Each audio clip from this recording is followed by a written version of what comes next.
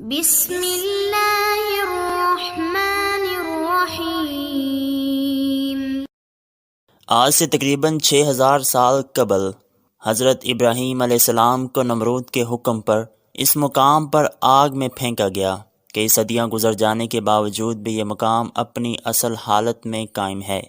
یہ تاریخی میدان کس ملک میں واقع ہے اور حضرت ابراہیم علیہ السلام کے معجزات و واقعات کس قدر یہودیت، عیسائیت اور اسلام میں ایمانی طور پر مقبول ہیں، اس سے پہلے نئے دیکھنے والے ناظرین سے التماس ہے کہ سرزمین بابل کا بادشاہ نمرود نے خواب دیکھا کہ ایک ستارہ طلوع ہوا ہے اور اس کی روشنی سے آفتاب و مہتاب بے نور ہو گئے۔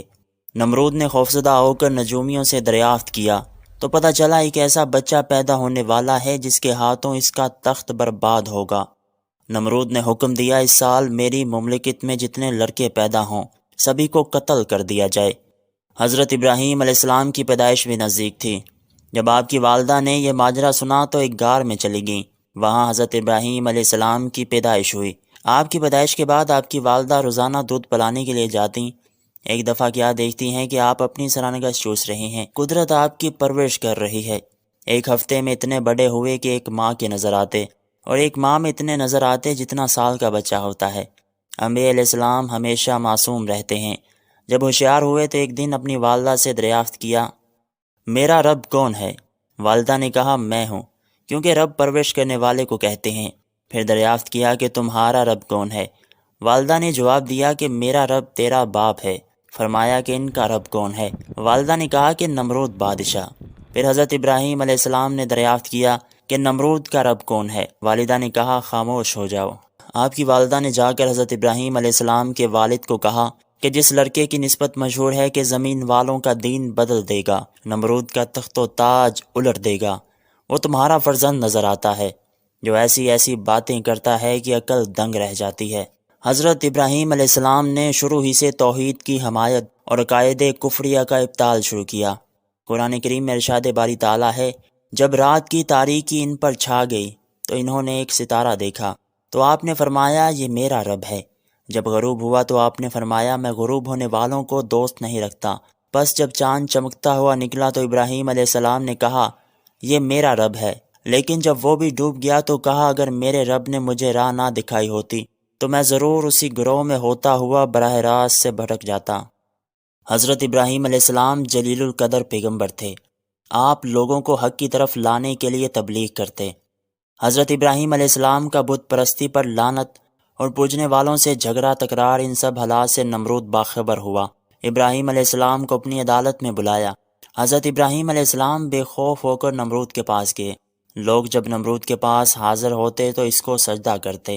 حضرت ابراہیم علیہ السلام نے نہ سجدہ کیا نہ سر جھکایا۔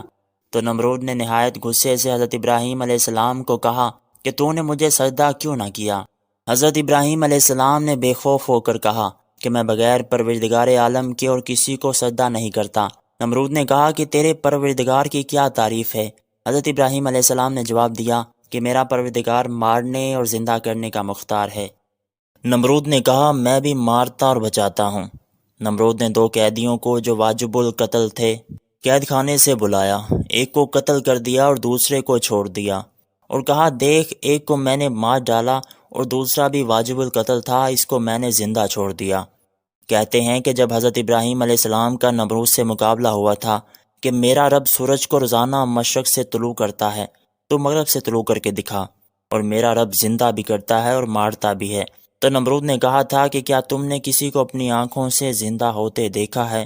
تو حضرت ابراہیم علیہ السلام نے خدا کی جناب میں عرض کی کہ مجھے دکھا تو مردوں کو کس طرح زندہ کرتا ہے جیسا کہ فرمان ہے۔ اور جب کہا ابراہیم علیہ السلام نے کہ اے میرے پروردگار مجھے دکھا تو مردوں کو کیسے زندہ کرتا ہے؟ فرمایا کیا تجھے یقین نہیں ہے کہ میں مردوں کو زندہ کرتا ہوں؟ عرض کیا یقین تو ہے لیکن میرے دل کو یقین ہو جائے۔ فرمایا بس پکڑ 4 پرندے، بس عادت ڈال اپنے ساتھ ان کی، پھر اوپر پہاڑ کے ان کے ٹکڑے رکھ، پھر ان کو بلا آئیں گے تیری طرف دوراتے ہوئے، اور جان کہ اللہ غالب حکمت والا ہے۔ اسی طرح پھر حضرت ابراہیم علیہ السلام نے خدا کے حکم سے ان کو ذبح کیا اور سر اپنے پاس رکھے، باقی ان کے جسم کو ٹکڑے ٹکڑے کر دیا۔ بعض کہتے ہیں کہ بالکل کیما کر دیا، ان کو 4 یا 7 پہاڑوں پر رکھ دیا۔ جس پرندے کا سر پکڑ کر بلاتے فوراً سب پہاڑوں سے اس کے اعضاء اٹھ کر پرندہ بن جاتا اور اپنے سر سے مل کر پرندہ زندہ ہو جاتا۔ پھر ایک دن حضرت ابراہیم علیہ السلام نے اپنے والد سے کہا کہ اے باپ، یہ کیا مورتیں ہیں جن کی تم بندگی کرتے ہو اور رات دن ان کو سجدہ کرتے رہتے ہو؟ باپ نے کہا یہ ہمارے خدا ہیں۔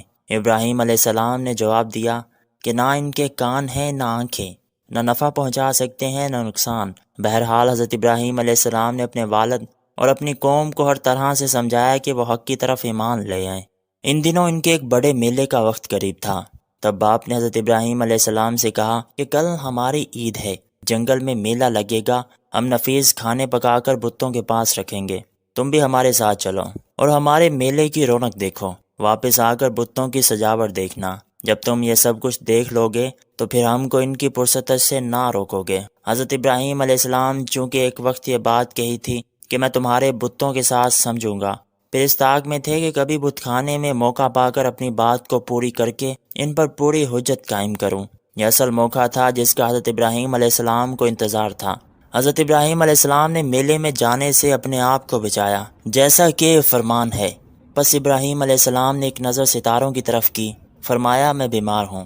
اصل میں یہ جھوٹ نہیں، کیونکہ دل میں اس کفر کو مٹانے کا غم تھا، لیکن قوم کے لوگ معتدی بیماری سے ڈرتے تھے۔ انہوں نے سمجھا کہ یہ کسی معتدی بیماری میں مبتلا ہونے والا ہے، یعنی ایک دوسرے کو لگنے والی بیماری۔ تفسیر ابن کثیر میں لکھا ہے کہ ابراہیم علیہ السلام کو باپ دور تک لے گیا۔ راستے میں ابراہیم علیہ السلام آسمان کی طرف دیکھ کر گر گئے اور کہا میں بیمار ہوں۔ پھر وہاں راستے میں ہی بیٹھ گئے۔ گزرنے والے پوچھتے تو ابراہیم علیہ السلام فرماتے میں بیمار ہوں۔ جب لوگ ختم ہوئے تو جلدی سے واپس ہوئے، لیکن آخر والے بوڑھے جو جا رہے تھے ان سے کہا کہ آج میں تمہارے بتوں کی مرمت کروں گا۔ چونکہ اس سے 2 دن پہلے آپ بیمار تھے، اس لیے باپ کو بھی یقین آ گیا کہ آج یہ پھر بیمار ہو گئے ہوں گے۔ ابراہیم علیہ السلام نے اپنا ارادہ پورا کر دیا۔ جب لوگ واپس آئے تو بتوں کی حالت دیکھ کر حیران ہو گئے اور کہنے لگے یہ کس نے ظلم کر دیا؟ جیسا کہ ارشاد ہے، کہنے لگے کس نے یہ کام کیا ہمارے معبودوں کے ساتھ؟ بے شک وہ ظالموں میں سے ہے۔ کہا ان لوگوں نے جن کے سامنے ابراہیم علیہ السلام نے بتوں کی مرمت کی بات کہی تھی کہ ہم نے سنا ہے کہ ایک نوجوان کو ان کا تذکرہ کرتے ہوئے جس کا نام ابراہیم ہے۔ جب سب چھوٹے بڑے جمع ہوئے تو سب نے کہا کہ پھر ابراہیم علیہ السلام کو پکڑ لاؤ۔ پھر ابراہیم علیہ السلام ایک مجرم کی حیثیت سے پیش کیے گئے۔ پھر آپ سے سوال ہوا کہ ہمارے خداؤں کے ساتھ یہ لغو حرکت تم نے کی ہے؟ تو حضرت ابراہیم علیہ السلام نے ایک بڑے بت کی طرف اشارہ کرتے ہوئے فرمایا کہ یہ حرکت اس بت کی ہے جس کے کاندھے پر کلہارا رکھا ہے، اور فرمایا مجھ سے کیا پوچھتے ہو؟ ان اپنے خداؤں سے پوچھو کہ تمہارے ٹکڑے اڑانے والا کون ہے۔ اس بات میں خلیل اللہ کا یہ مطلب تھا کہ لوگ خود بخود قائل ہو جائیں گے کہ یہ تو بے جان ہے۔ صحیح حدیث میں ہے کہ خلیل اللہ نے 3 جھوٹ بولے ہیں، 2 تو راہ خدا میں کہ ان بتوں کو بڑے نے مارا، اور دوسرا یہ کہ میں بیمار ہوں، اور تیسرا یہ کہ جب ابراہیم علیہ السلام مصر کی سرزمین میں گئے تو وہاں حضرت سارہ رضی اللہ عنہا کے واقعے میں ابراہیم علیہ السلام نے فرمایا تھا کہ میری بہن ہے جس کا ذکر عنقریب آ جائے گا۔ بہرحال جب حضرت ابراہیم علیہ السلام نے کہا کہ تم بتوں سے دریافت کرو کہ کس نے مارا ہے، تو سب کافر حیران ہو گئے کہ کیا جواب دیں۔ قوم کے لوگوں کے پاس اس بات کا کوئی جواب نہ تھا، حتیٰ کہ اپنی جہالت سے کہا کہ ان کو جلاؤ اور اپنے خداؤں کی مدد کرو۔ کفار نے آپس میں مشورہ کر کے کہا کہ ابراہیم علیہ السلام کو جلا دو، اگر اپنے خداؤں کی مدد کرنی ہے تب ہمارے خداؤں کی عزت باقی رہے گی۔ اس بات پر سب نے اتفاق کر لیا۔ جب ان سے کوئی جواب نہ ہو سکا تو جلانے کا منصوبہ بنایا۔ پھر ایک بہت بڑا اور گہرا گڑھا کھودا اور لکڑیوں سے اسے پر کر کے آگ لگا دی، اور وہ زمین میں کبھی اتنی بڑی آگ نہیں دیکھی گئی۔ اس گڑھے کو پر کرنے کے لیے بیمار عورتیں نظر مانتی اور گڑھے میں لکڑیاں ڈالتی۔ آگ لگانے کے بعد آگ کے شعلے آسمان سے باتیں کرنے لگے۔ پرندے وغیرہ اوپر سے کیا بلکہ دور دراز سے بھی اٹھ کر نہ گزر سکتے تھے۔ آگ تو جلا دی، لیکن اب خلیل اللہ علیہ السلام کو آگ میں کس طرح پھینکیں؟ سب حیران و پریشان ہو گئے۔ آخر ایک فارسی عرابی جس کا نام حیزن تھا، اس نے مشورہ دیا کہ ایک منجیک تیار کرائی جائے اور اس میں خلیل خدا کو بٹھا کر جلا کر پھینک دیا جائے۔ چنانچہ ایسا ہی کیا گیا۔ مروی ہے کہ اس حیزن کو اسی وقت پروردگار عالم نے زمین میں دھنسا دیا، جو زمین میں قیامت تک دھنستا رہے گا۔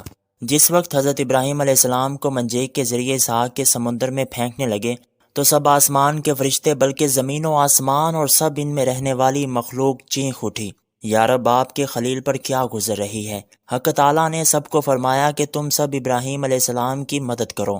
فرشتوں نے مدد کرنے کے لیے حضرت جبرائیل علیہ السلام سے اجازت مانگی۔ ابراہیم علیہ السلام نے جواب دیا کہ مجھے اللہ تعالیٰ کافی ہے اور وہ میرا حال دیکھ رہا ہے۔ جبریل امین علیہ السلام نے عرض کی کہ آپ کو میری مدد کی ضرورت ہے تو میں خدمت انجام دوں۔ ابراہیم علیہ السلام نے جواب دیا کہ آج تو ہے مگر آپ سے نہیں، اللہ تعالیٰ سے۔ پروردگار عالم نے براہ راست آگ ہی کو حکم دیا۔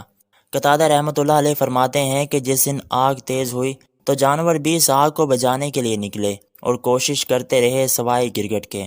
حضرت زہری رحمۃ اللہ علیہ فرماتے ہیں کہ سرکار دو عالم صلی اللہ علیہ وسلم نے گرگٹ کو مارنے کا حکم فرمایا ہے اور اسے فاشق کہا ہے۔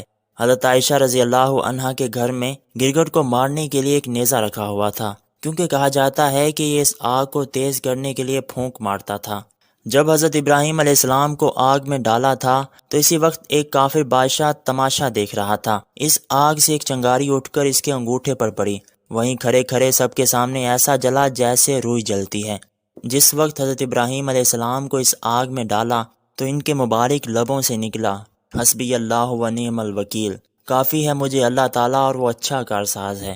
اس وقت حضرت جبریل علیہ السلام آپ کے سامنے آسمان اور زمین کے درمیان ظاہر ہوئے اور داروغ بارش والا فرشتہ بھی کان لگائے ہوئے کھڑا تھا کہ مجھے حکم ہو تو بارش برسا کر آگ کو ٹھنڈی کر دوں، لیکن پروردگار عالم کی طرف سے براہ راست آگ ہی کو حکم پہنچا۔ کہتے ہیں کہ اس وقت حضرت ابراہیم علیہ السلام کی عمر مبارک 16 سال تھی۔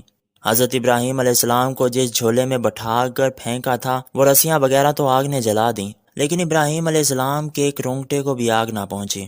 آپ 40 یا 50 دن اس آگ میں رہے اور فرماتے تھے کہ جتنی راحت اور خوشی اور سرور وہاں حاصل تھا پھر کبھی نہیں ملا۔ جب حضرت ابراہیم علیہ السلام آگ سے صحیح سالم نکلے تو آپ کے والد نے کہا کہ ابراہیم علیہ السلام، تیرا رب بہت ہی بڑا اور بزرگ ہے۔ ناظرین کرام، یہ میدان جہاں سے 6000 سال قبل حضرت ابراہیم علیہ السلام کو آگ میں ڈالا گیا، عراق کے شہر بابل میں ابھی بھی اپنی اصل حالت میں موجود ہے۔ ایک خاص بات جو اپنے ناظرین کے ساتھ شیئر کرنا چاہوں گا، اس میدان کے چاروں طرف باغات میں ہریالی ہے، جبکہ اس میدان کی ویرانی یقیناً اس بات کی طرف اشارہ کرتی ہے کہ کفر کے میدان سے نکل کر حق کے میدان کی طرف آ جاؤ اور دنیا و آخرت میں فلاح پا جاؤ۔ جبکہ اس میدان کے بالکل سامنے حضرت ابراہیم علیہ السلام کی والدہ ماجدہ کا گھر مبارک بھی ہے، جہاں حضرت ابراہیم علیہ السلام رہا کرتے تھے۔ ہزاروں لوگ ان مقامات کی زیارت کرنے عراق کے شہر بابل کا وزٹ کرتے ہیں۔ دعاؤں میں یاد رکھیے گا۔ اللہ حافظ۔